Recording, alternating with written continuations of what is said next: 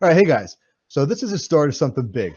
The Windrunners. That's our new team name. So all my Stormlight fans, you know how I roll. Life before death, strength before weakness, journey before destination.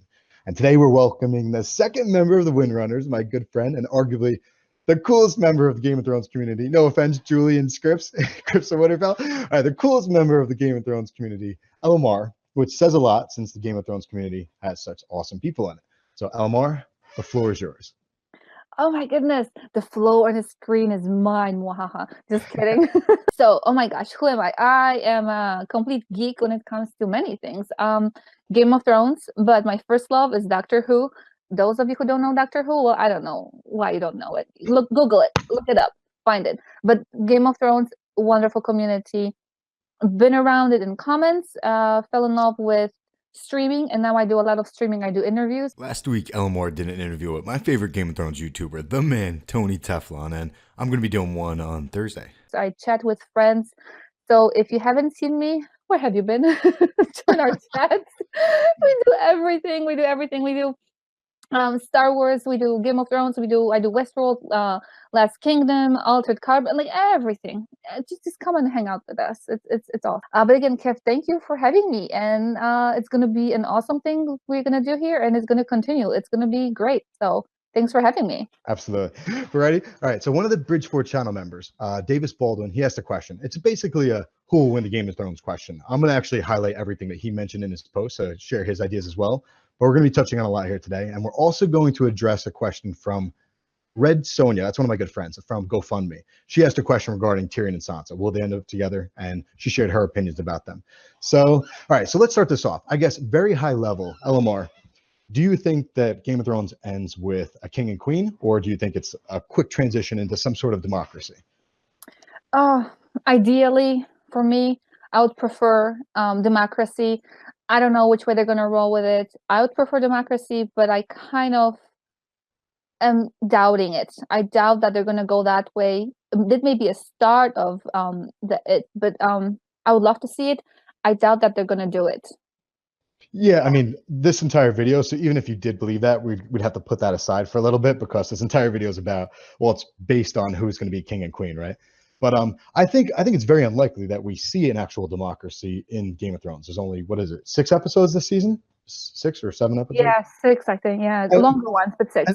and they alluded to it back with like Tyrion. If you guys remember, like Slaver's Bay, they hadn't gotten this far in the books, but Tyrion, when Dany had flown off with Drogon to the Dothraki Sea, Tyrion's there, and he actually talked to some of the slavers in, I think it was Yunkai and Astapor. He gave them sort of 7 years to transition out of slavery. Instead of abolishing slavery overnight, we will give you 7 years to end the practice. Slavery is a horror that should be ended at once. War is a horror that should be ended at once.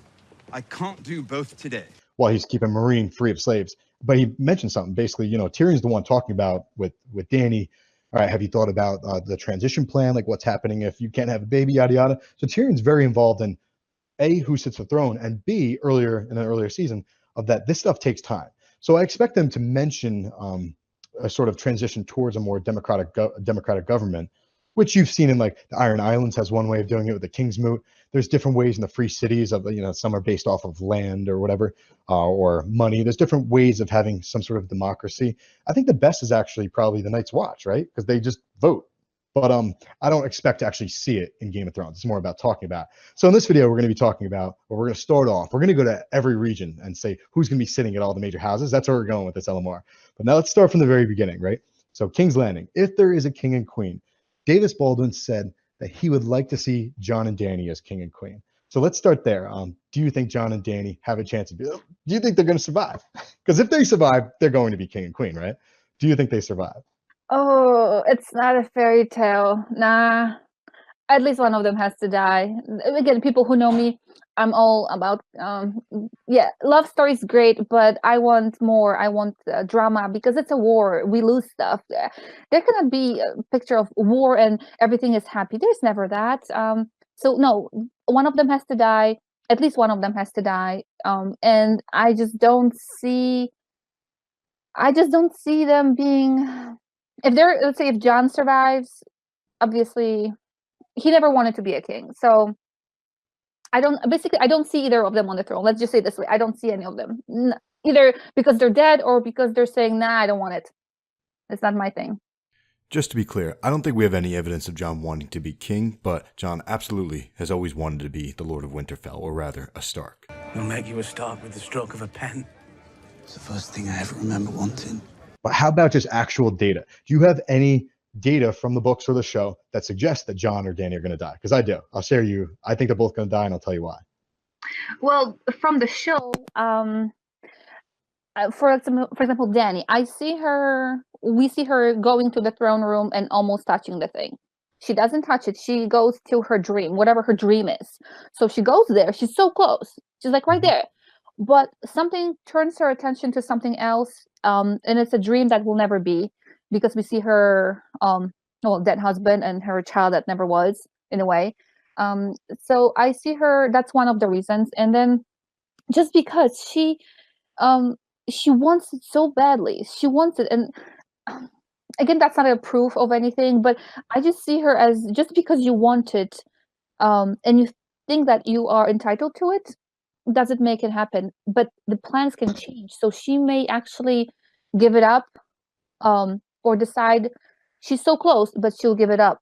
She may give it up for something else, for her dream or something else. That's why I don't see her on the throne.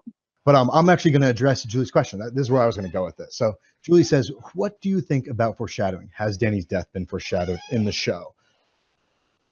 I'm more of a book guy than a show guy. I do believe it's been foreshadowed in the show, but I'll give you my two reasons from the books. I think one of them's in the show. Of course, you have Mirri Maz-Duur's prophecy. Dany, this whole time, has misinterpreted Mirri Maz-Duur's prophecy.